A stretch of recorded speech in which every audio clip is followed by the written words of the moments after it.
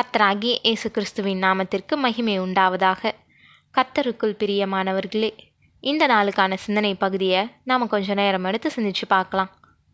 ஜெபம்ன்ற விசேஷ பாக்கியத்தை நம்மள நிறைய பேர் ஆழமாக கற்றுக்கொள்ளாமல் மேலோட்டமாகவே அதை அனுபவிக்கிறோம்.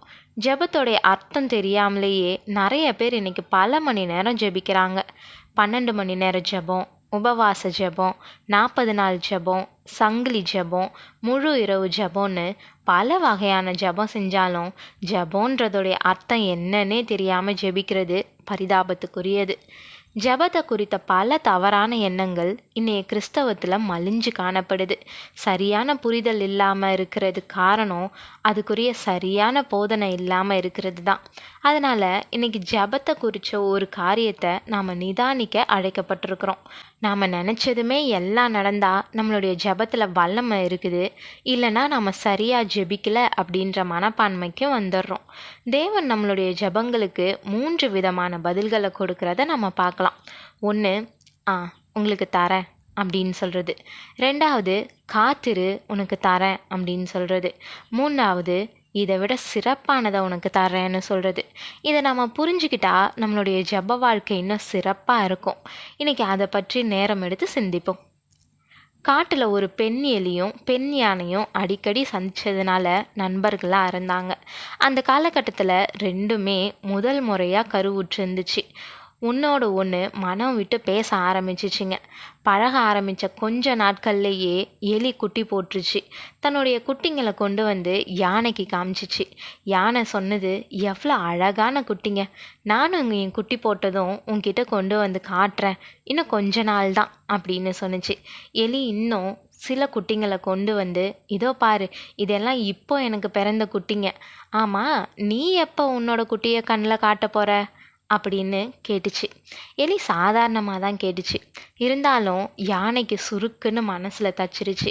வேதனையோடு தன்னுடைய இடத்துக்கு திரும்பி போச்சு. மாதங்கள் வருடங்கள் ஆச்சு. ஒவ்வொரு 25வது நாள் வாக்குலையும் எலி புதுசாக குட்டிங்களோட வந்து யானைக்கிட்ட காமிச்சிக்கிட்டே இருந்துச்சு. யானையும் இன்னும் குட்டி போடவே இல்லை. தான் இத்தனை குட்டிங்களை ஈன்றும் யானை இன்னும் குட்டியே போடாமல் இருக்கிறது எலிக்கு தலைக்கணத்தை ஏற்படுத்துச்சு. இப்போது அதோடைய குட்டிங்களும் குட்டி போட ஆரம்பிச்சிருச்சு. யானை எலியை பார்க்குறத கொஞ்சம் கொஞ்சமாக அவாய்ட் பண்ண ஆரம்பிச்சிச்சு. இருந்தாலும் எலி விடாமல் யானையை தேடி கண்டுபிடிச்சு கேலி செஞ்சுக்கிட்டே இருந்துச்சு. உன் வயிற்றில் இருக்கிறது என்ன குட்டியா இல்லை கட்டியா, வெளியில் வர்ற மாதிரியே தெரியலையே அப்படின்னு மனசு வேதனைப்படுற மாதிரி பேசிச்சு. யானைக்கு அழுகையே வந்துருச்சு. தன்னுடைய கூட்டத்தில் இருந்த வயது முதிர்ந்த ஒரு பெண் யானைக்கிட்ட போய் தன்னுடைய வேதனையை சொன்னிச்சு. அந்த யானை, இன்னும் சில மாதம் மட்டும் நம்பிக்கையோட பொறுமையாக இரு, அந்த எலிக்கு நீயே பதில் சொல்லுவ அப்படின்னு சொன்னிச்சு. மாதங்கள் ஓடிச்சு. கிட்டத்தட்ட 2 ஆண்டுகள் நிறைவடைகிற சமயத்தில் அது ஒரு குட்டியை ஈன்றுச்சு. துளி துளியாக தேக்கு மரக்கொட்டைங்களை போல தாம் பார்த்த எலிக்குட்டிகளுக்கும் கம்பீரமாக தாம் பெற்றிருக்கக்கூடிய யானை குட்டிக்கும் எத்தனை வித்தியாசம்.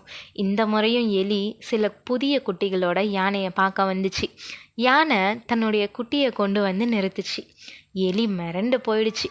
இதுவரை எலி போட்ட குட்டிங்களையும் அதோடைய குட்டிங்களையும் ஒன்றா சேர்த்து நிறுத்தினாலும் சின்ன மலை போல் நிற்கக்கூடிய யானை குட்டியோட முழங்கால் வரக்கூட எட்ட முடியாதுன்றதை உணர்ந்து வாயடைச்சு போய் நின்றுச்சு. யானை சொன்னிச்சு, நீ அவசரமாக பெற்றெடுத்ததெல்லாம் என் குட்டியோட ஒரு மிதிக்கு கூட தாங்காது.